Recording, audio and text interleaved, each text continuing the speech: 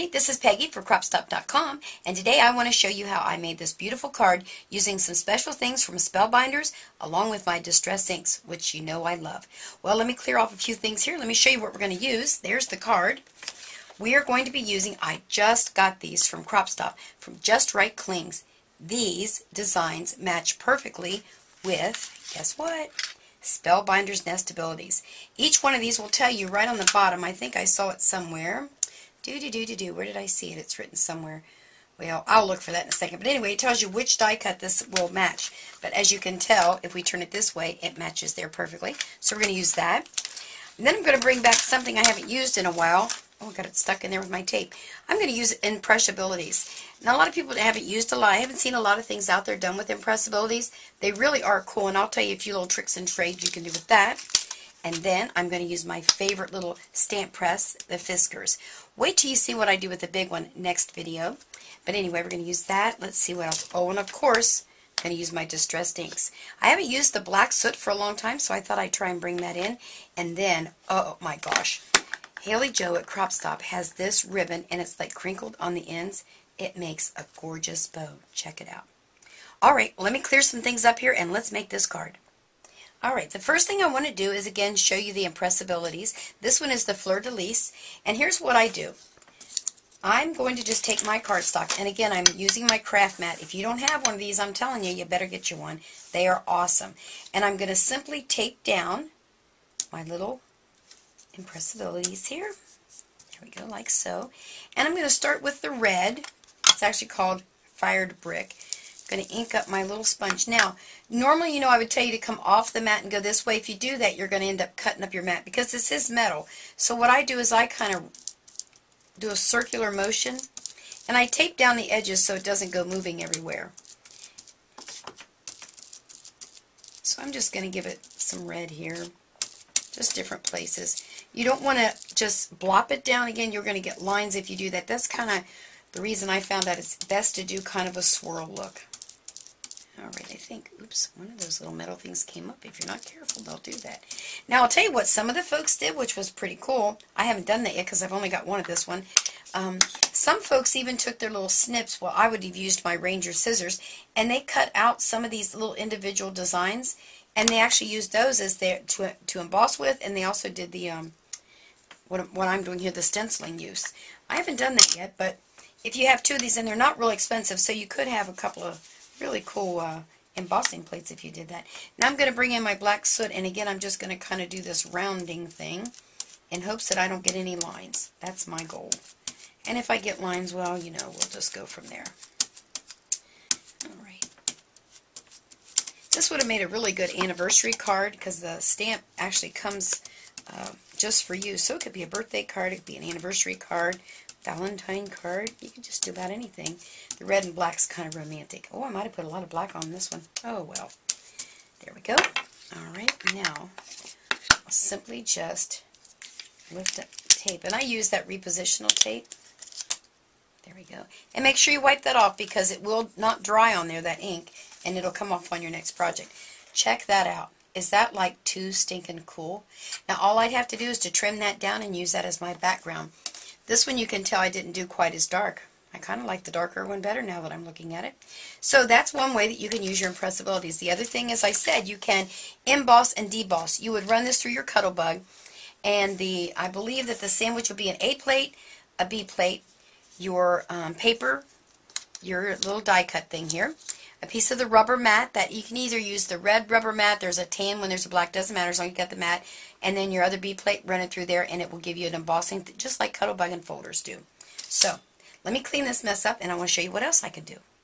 Okay, let me show you these really awesome stamps. There is a whole variety of these that will match all the different types, not all, but a lot of the different Spellbinder die cuts, so you want to make sure to check these out. And what I liked about it, if you look, they stick right on the back. Look, they went ahead and put this in a little, for a ring binder, so you can just store them right there. So it's pretty cool. And you get 10 stamps on here, because you get these little backgrounds, which, oh, I didn't bring that card with me. What I did on another card, I'll show you later, I took some of these and actually did the background of my card so that it kind of all went together. Let me just show you how nice this is when it inks up. I just used that brick red right there, and that's the stamp right here. Now I could cut that out by hand, but let me show you how cool it is when you use the die cut. I'm actually going to use the bigger one so you can see a little bit better. And I'm going to put it on my Fiskars. I just lined it up right with the grids. Just sticks right on there. Real easy greasy. And then we're going to ink it up.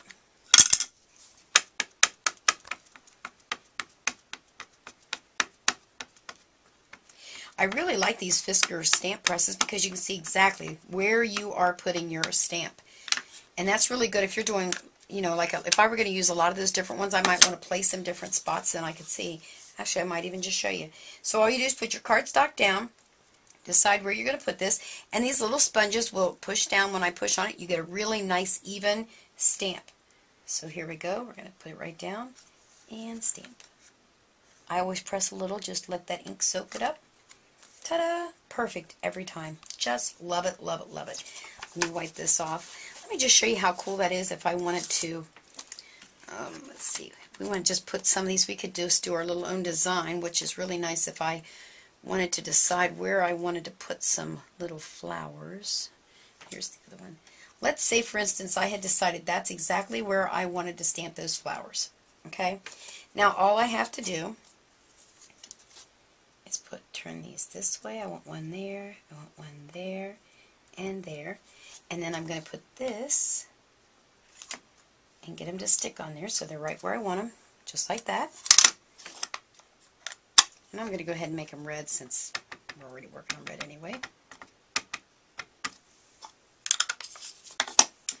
Then I just simply flip it back over, look to see where I want. Can the camera see down in there real good to see how you can see that? So I've positioned them. Oh, wait a minute. Ink pad's in the way. Straight down and straight up. Ta-da! And there you are. Isn't that just awesome? Now let me show you. Let me wipe these off real quick. I'll have to clean them good later. But just so the ink doesn't stay on there too long. Now, what I want to do now is to bring in my die cuts. So let's see which one fits. Actually, I might already have that one in there. I think I do. I do. Now, I don't know if you've been able to go back, if you go back through the different archives of the videos that we've done in the past. I did another one showing you how to do the die cuts where you match them up with the stamps from Heartfelt Creations. Same process. So what I'm going to do, I've already cut one out. This is kind of my template. It's actually a little bit bigger. I wouldn't have done that normally. Well, you know what I'm going to do to make my life easy. I'm going to tear that off of there so I don't have so much to mess with. Then I'm going to just line it up. So I'm going to push this back, make sure that it's lined up there really close, put it down, and then I'm just going to flip my die.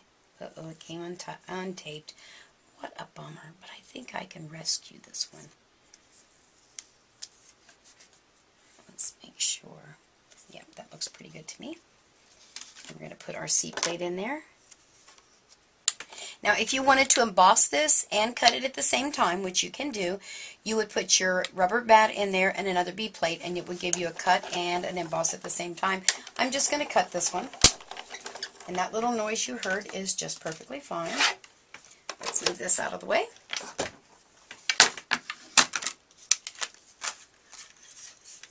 Whoa, look at that. It's perfect. Oh, got a little extra piece there. It's just perfect. Now, some folks might get a little excitable because if you look, it's nice and close here, and it's not really nice and close on some of them. Well, you know what Peggy does. I just get my little red ink thing out here, and I just go around the edge. Because, you know, it's handmade, it's art, and it can look the way you want it to. Aw, what a bummer. I had red ink on my fingers. Well, you know what I'll do? I never mess anything up here. I will make it work. So, there you are. Let me wipe off my fingers, doggone it. Okay, so there's that part. Now I'm going to do one more thing. Because I do have my Fiskars stamp press, I'm going to line up where I want my words. I would say, yeah, I want to make sure I'm not upside down. That looks good. Okay. And bring in the black soot.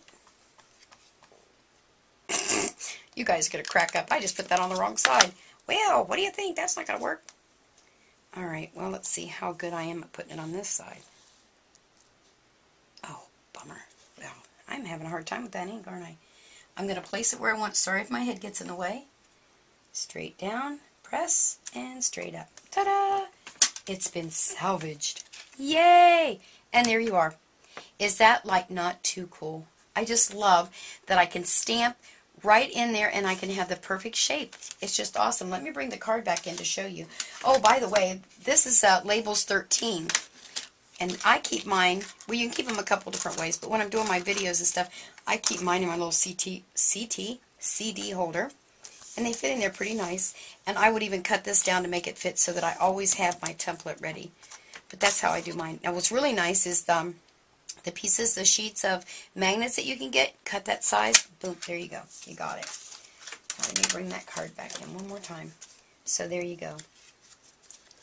La la. And all I did was add some bling and then this awesome ribbon. And this really ties great. I don't know if you've seen the video out there that I did with the Bow Easy, which we also carry at Crop Stop. This wraps beautifully and makes a perfect bow every time. So there you are. So make sure you stop over cropstop.com and check out these awesome Stamps by JustRite Cling. And don't forget to get Spellbinders. Fantastic. I just love all their dies anyway. Let me see. This is, oh, the one I used, Labels 13. There you go. That's what you need to get. All right. See you next time. Bye.